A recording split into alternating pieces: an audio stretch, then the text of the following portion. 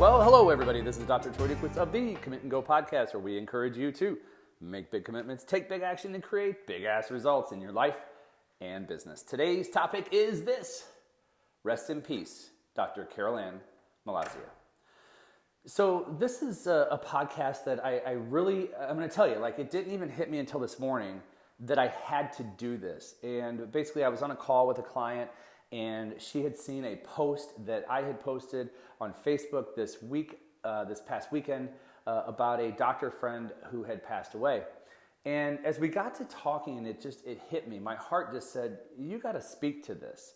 You have to speak to the relationship that you had, but even more importantly, to the impact that this one woman had on a couple generations of chiropractors and people both in and outside of the chiropractic profession. So for you listening, you may be a non-chiropractor and not have any idea who I'm talking about. That's okay. You'll understand the impact of this story in your life by the time we're done. And for those of you who are chiropractors and even know her, it might just put a smile on your face as we have this discussion and use this experience to fuel all of our fires moving forward in this thing called life. So back in 1997, when I graduated from chiropractic school in 1996. I would then go on to be an associate in 1997. This meant I was working in another office under another doctor. And about 4 months after I began my associateship, I went to a seminar where I would meet for the first time Dr. Ann. And she was actually friends with the doctor that I was working for. And when these two got together, they were two peas in a pod. They just had this great energy, this great vibration, just full of life and vibrance. And it's really like the first time that I remember meeting her, and I remember this energy that she had about her. Now, we would not be the type of friends who would connect every single week via phone or texting or email. We would be the type of colleagues who I would not even run into her again for probably another 5 years, if not a little bit longer. Why? Because I would then leave my associate position and go become a solo doctor in my own office. And what was beautiful about this relationship is I remember the first time seeing her out on the road speaking, and she gave me the biggest hug in the world and told me how proud of me she was for what I had been able to accomplish. And that in and of itself was just such a heartwarming moment for me, because this is a woman who I looked up to. She's somebody who, when she walked into a room, this energy, this light, this love about her just resonated to everyone. And it was so amazing to see her energy and how she could work a room. And people just gravitated towards her. And when you talked to her, you felt like you were the most important person. She was tuned in to what she was saying to you. Then you fast forward, years would pass, and 2011 would roll around, and I would meet her again in Australia, of all places, where we were both speaking at a program. And as a result of speaking at this program, she said it yet once again. I'm so proud of you. I'm so proud of what you've done. I'm so proud of all you've accomplished. Again, coming from a mentor, it's one of the highest compliments that you can receive outside of your own family, giving you that love and praise. And it's just one of those, again, we hadn't seen each other for years, but we could pick up from where we left off. The last conversation, some 5 years earlier, we could pick up from where we left off, have a great time together. I don't even remember the name of the bridge we climbed in Australia, but we just had great memories in that moment. And then we would part ways, where we would keep in touch over the years via texting. Again, not weekly, not even monthly. Just every so often, there'd be a random text that would come through from one of us just saying, hey, thinking of you, how are you doing? And as I knew she was sick, I would reach out a few times over the years of her going through this challenge and just asking how she's doing, letting her know that we love her and we're sending her prayers. And then finally this past weekend, as I came home from a program for the boys, an Easter egg hunt, I decided to turn on my phone, and when I went to Facebook, I had heard the news. It was spreading like wildfire in the circles that I'm in.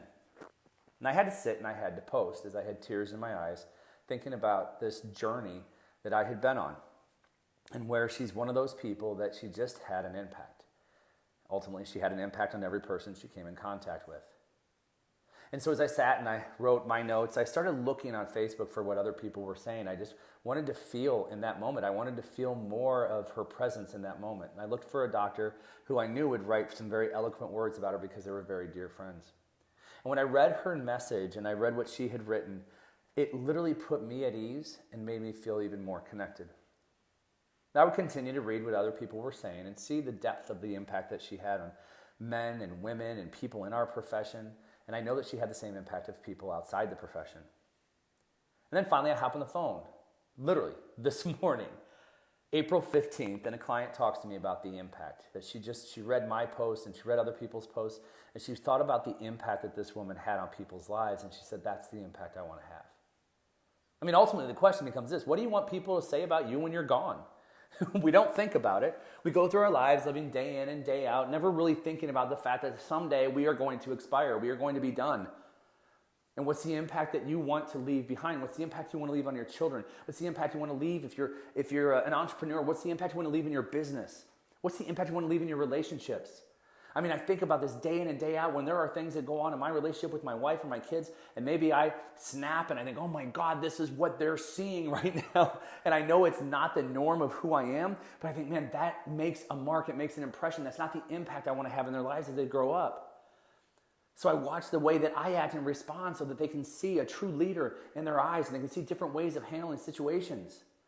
That they see a love relationship between me and their mother. If I can leave that impact of them treating their wives, their spouses, their significant others with that level of love and passion and honoring of each other, then that's an impact I want to leave in this world. And then I look at clients and people I've been able to work with and speak for. I've spoken for thousands and thousands of people before. And I look at being on different stages that I've been on. It's like I want to have an impact in their lives. I want these people to take action and find that deeper, that depth of who they are. I do this podcast in the hopes that you will listen and take action. That's why I do it. I commit and freaking go, folks. I want you to make commitments and take action so you can create your impact in this world. So maybe it's in your health where you need to make more of an impact in your health so you can make more of an impact in your relationships. Maybe it's in your relationships because if you have really strong relationships at home, you can take that energy into your business. And have strong relationships in your business. I don't know where it is for you, but what I do know is that we all love to have an impact. We all love to make a change or a difference in somebody's lives. And you never know because we always find out, like she's finding out by looking down on us right now and seeing all the kind words. And hopefully I pray to God that she has this smile on her face with pride of all the lives that she's been able to impact. But you have to look at yourself and say, but I'm here right now.